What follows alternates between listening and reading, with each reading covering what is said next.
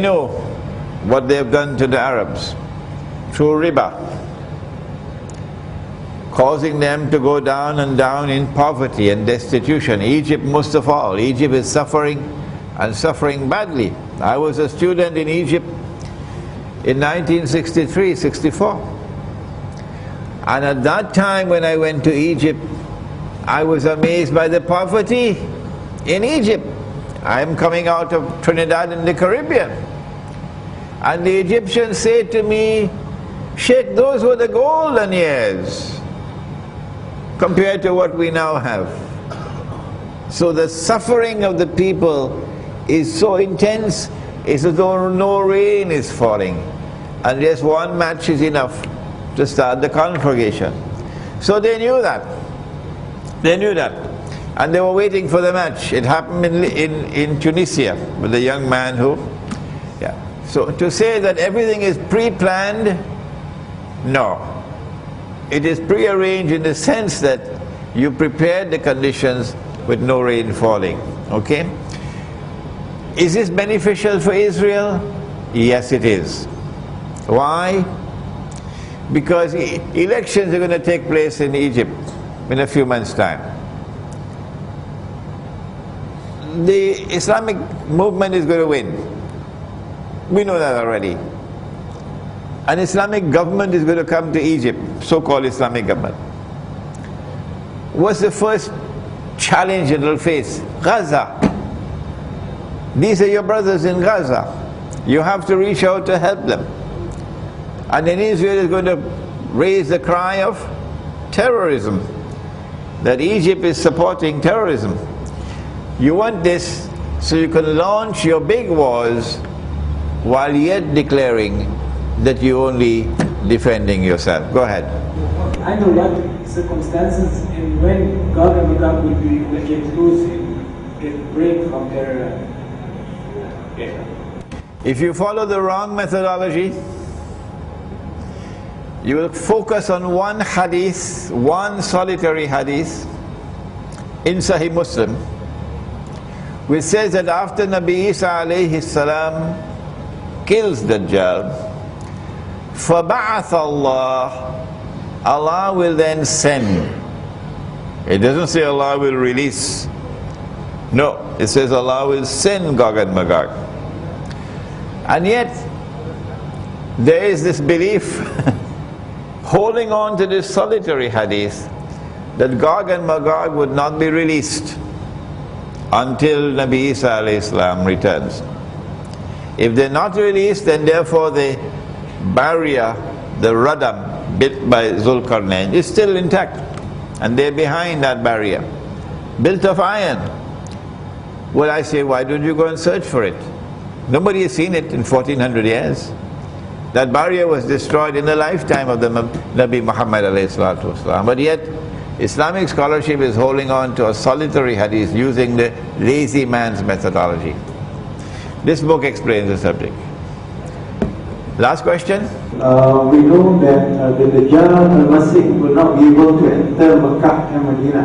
When he appears in human form. Yes. At that time, go ahead. Yeah. So how are we going to relate it to current situation? Why is unable to enter? Because he will conquer the rest of the world.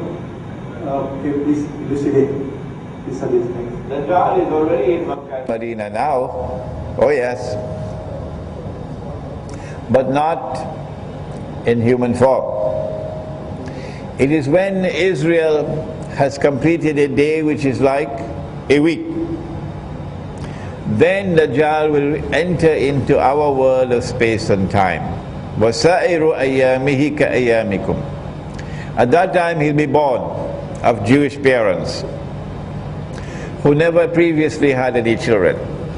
He will be a Jew. He grew up to be a young man, powerfully built with curly hair. And at that time, the attack will take place. He will attack Makkah and Medina. The angels are going to bar him. How is he going to come?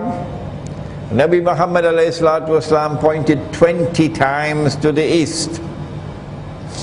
He's going to come from the east. And he could be riding on a donkey. And the donkey will travel as fast as the clouds. And the donkey will have his ears stretched out wide. This is a crucial problem now. We say that this is religious symbolism. And this flying donkey is the modern fighter aircraft.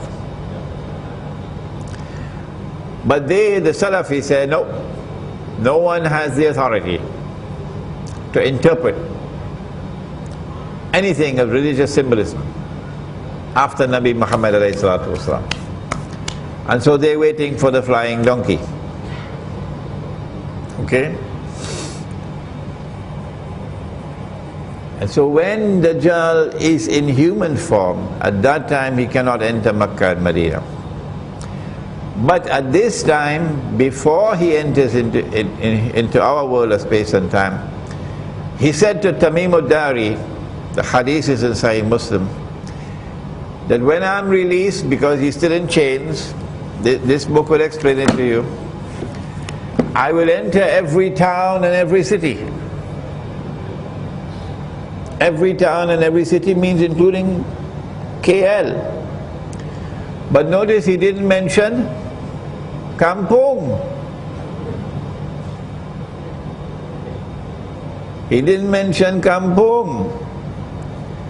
And so we say that there is safety for us, for our faith, for preservation of faith, safety in getting out of the cities and moving to the remote countryside. Number two, the army which is going to liberate the Holy Land is not going to come out of KL.